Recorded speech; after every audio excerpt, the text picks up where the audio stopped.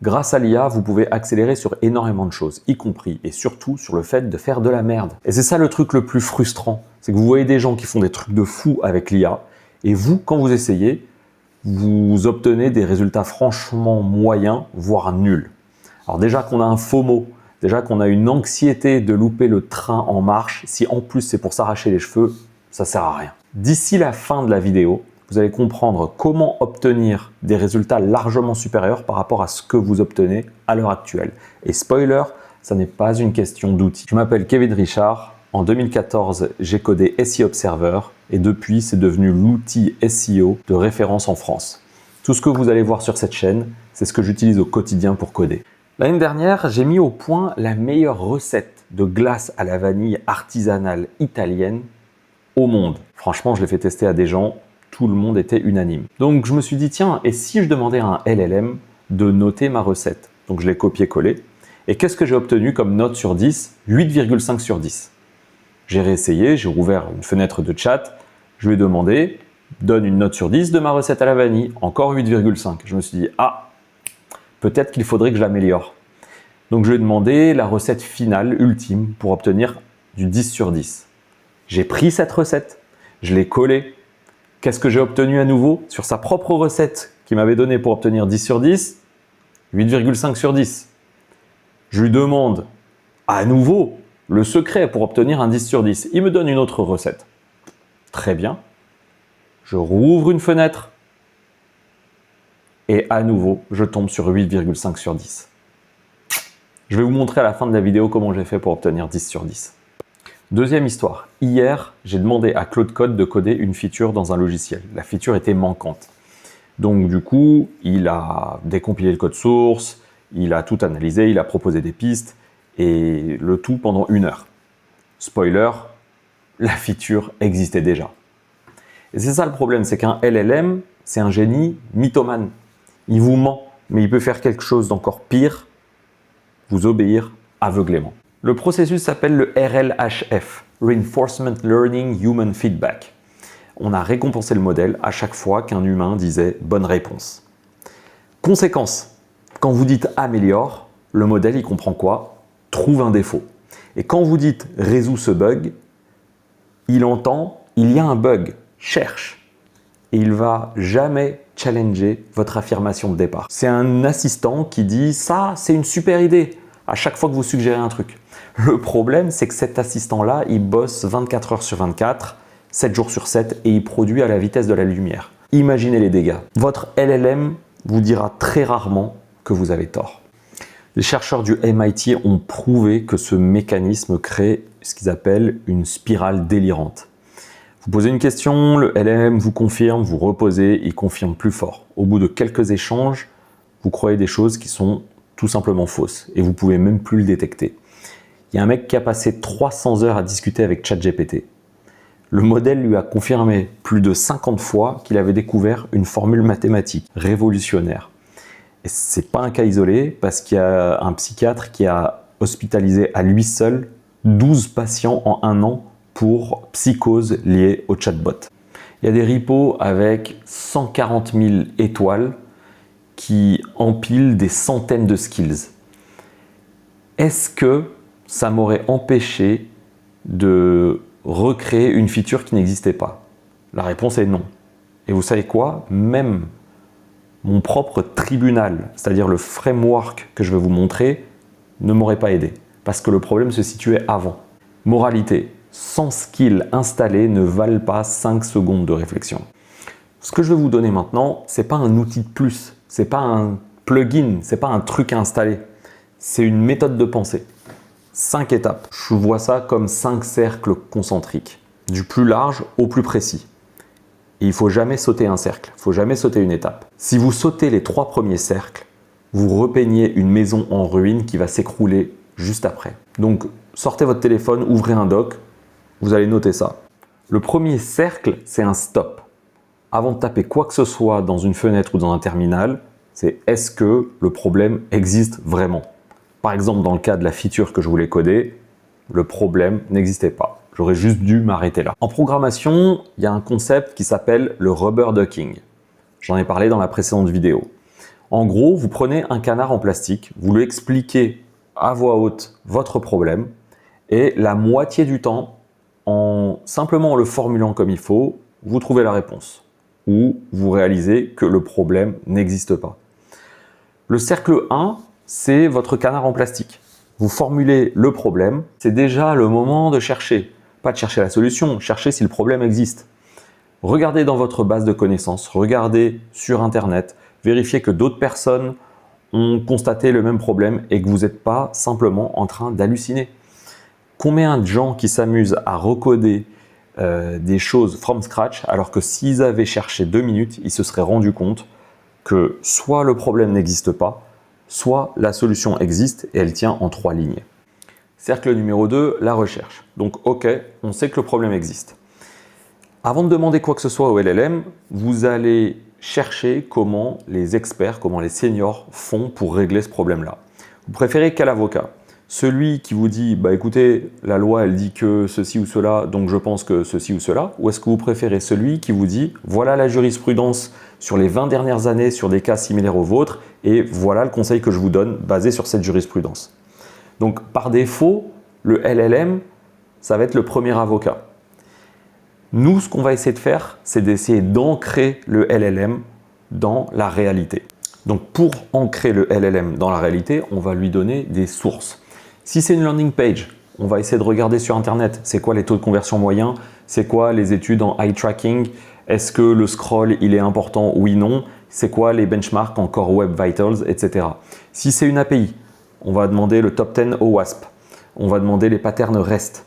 Si c'est du logging, comparaison entre le logging séparé par des tabulations, ou bien du JSON-L, ou bien les wide events. Merci la recherche. C'est littéralement Claude Code qui m'a suggéré cette dernière solution qui est assez récente et pourtant qui est le standard dans l'industrie. Et si c'est une glace, allez chercher ce qu'est un vrai bon gelato. Vous insérez des documents des glaciers professionnels. Si vous avez suivi une formation, vous mettez les PDF dedans. Vous faites des recherches poussées sur les critères de texture, de cristallisation, de sensation au froid, etc. Mais bon, le LLM, il peut vous aider à aller chercher les critères. Mais vous ne lui demandez pas « dis-moi quoi penser ». Vous lui dites « que disent les données disponibles ». Ok, très bien, on a fait notre recherche, on a fait nos devoirs, super. Maintenant, on va construire notre grille. Et voilà le type de prompt que vous allez donner au LLM. Créez une grille d'analyse la plus déterministe et la plus binaire possible, ou à défaut avec une note, pour vérifier qu'on a bien atteint notre objectif.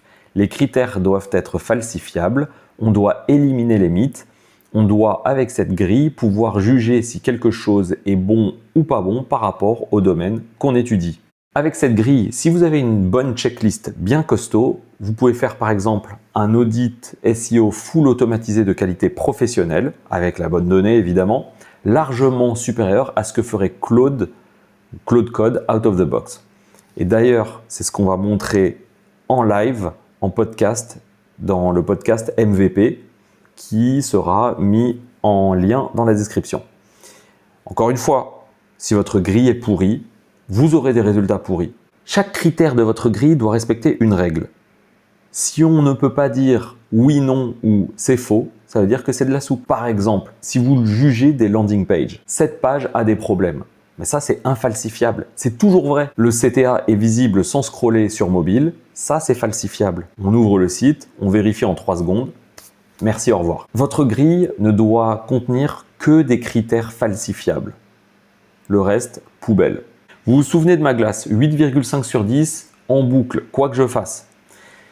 Et c'est quand j'ai créé ma grille d'évaluation avec des critères déterministes, avec des ranges précis, texture, tenue à température ambiante, équilibre, sucre, gras, cristallisation, stabilisant, etc., que j'ai enfin réussi à obtenir un 10 sur 10. Voilà, total, 10 sur 10, pas de malus. Là après, c'est du charabia technique, mais ça c'est pour les glaciers professionnels. Quatrième étape maintenant, le tribunal. Maintenant qu'on a écrit la loi, on va l'appliquer. Donc chaque critère, c'est soit pass, soit fail. D'ailleurs, les devs, ça doit vous rappeler quelque chose, sauf si vous êtes mauvais. Donc, par exemple, est-ce que le CTA est bien visible en version mobile? Oui ou non? Est-ce que la proposition de valeur tient en moins de 4 mots? Oui ou non?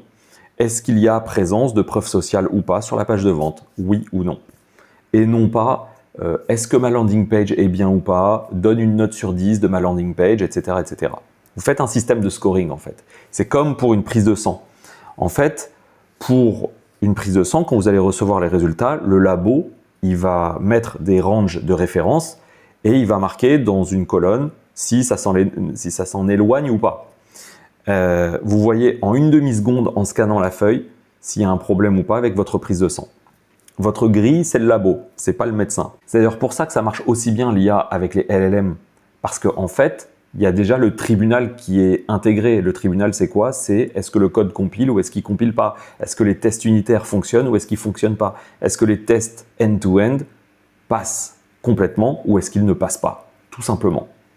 Donc pour tous les sujets qui s'éloignent d'un environnement tel que le code, on va essayer d'apporter artificiellement un environnement comme ça. Le cercle numéro 5 pour moi, c'est le cercle le plus magique. Pourquoi?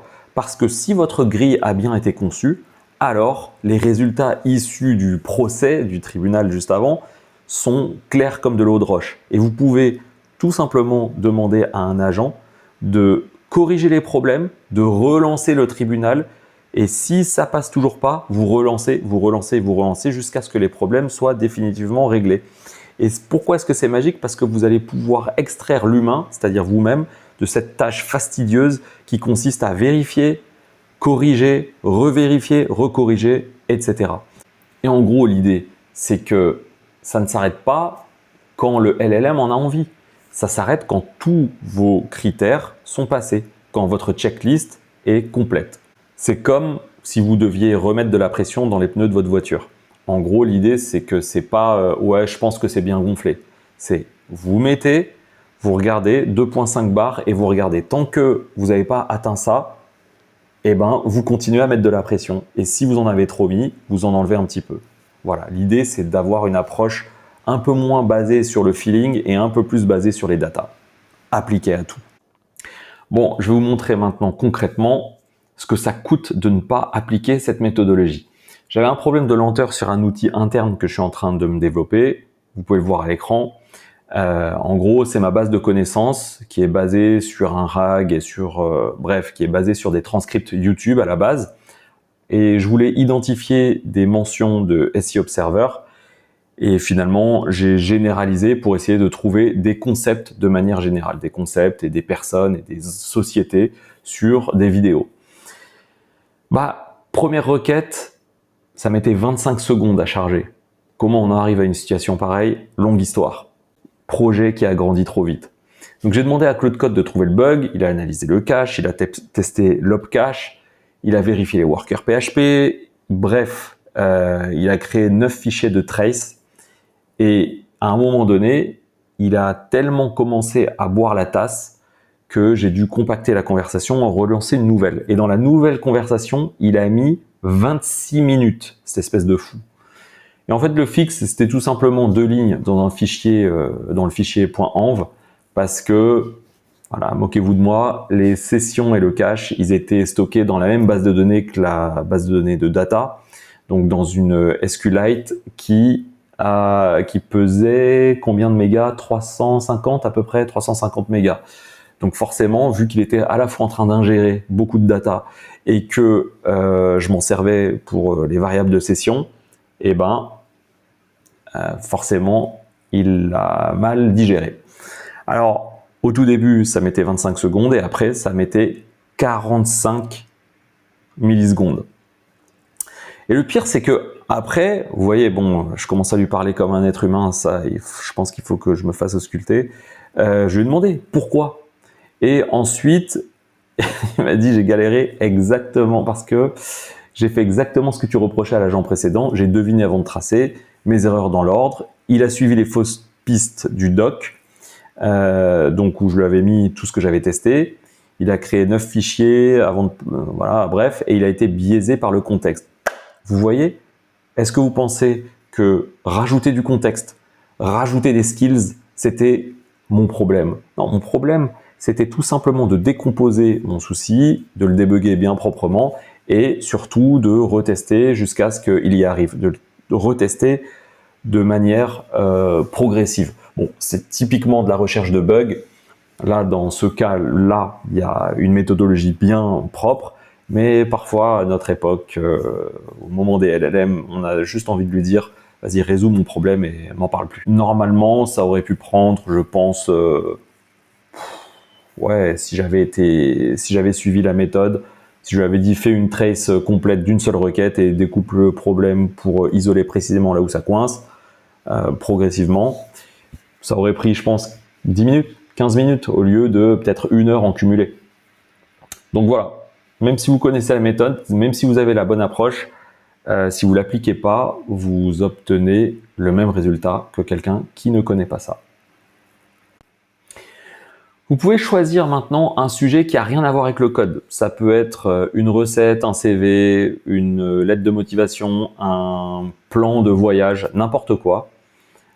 Vous faites vos recherches et vous créez la grille de critères la plus déterministe possible pour évaluer le résultat. Binaire, falsifiable, sans bullshit. Ensuite, vous donnez cette grille au LLM et vous lui demandez de juger le résultat avec. Mettez-moi en commentaire ce que vous avez testé et si le résultat était meilleur ou pas. Moi, ça m'intéresse de savoir. Et un dernier point, cette méthode, c'est la mienne. Donc, si elle vous parle, vous pouvez la prendre. Mais si vous préférez un autre cadre théorique, par exemple le DMAIC en Lean Six Sigma, c'est une méthode industrielle, ou une méthode de gestion de projet, ou n'importe quelle grille qui vous force à réfléchir avant d'agir, bah, prenez-la. Au final, ce qui compte, c'est pas le framework, c'est d'obtenir de meilleurs résultats avec l'IA et dans votre vie de manière générale. Donc ma glace à la vanille, c'était 8,5 sur 10 en boucle. Il a suffi d'une grille pour obtenir un 10 sur 10. Donc la qualité de vos réponses ne dépend pas du modèle, et ne dépend pas du contexte, et ne dépend pas des skills que vous allez installer. Elle dépend essentiellement de vous et de comment vous réfléchissez. Merci à tous ceux qui se sont abonnés lors de la précédente vidéo. Franchement, ça fait vraiment plaisir. 200 abonnés en une vidéo moonshot. Merci à ceux qui ont laissé un commentaire, merci à ceux qui ont mis un pouce vers le haut. Ça fait très plaisir, c'est générateur de dopamine et ça coûte pas grand chose pour vous. Et si vous avez des sujets que vous voulez qu'on traite, mettez-le en commentaire. D'ici là, bisous.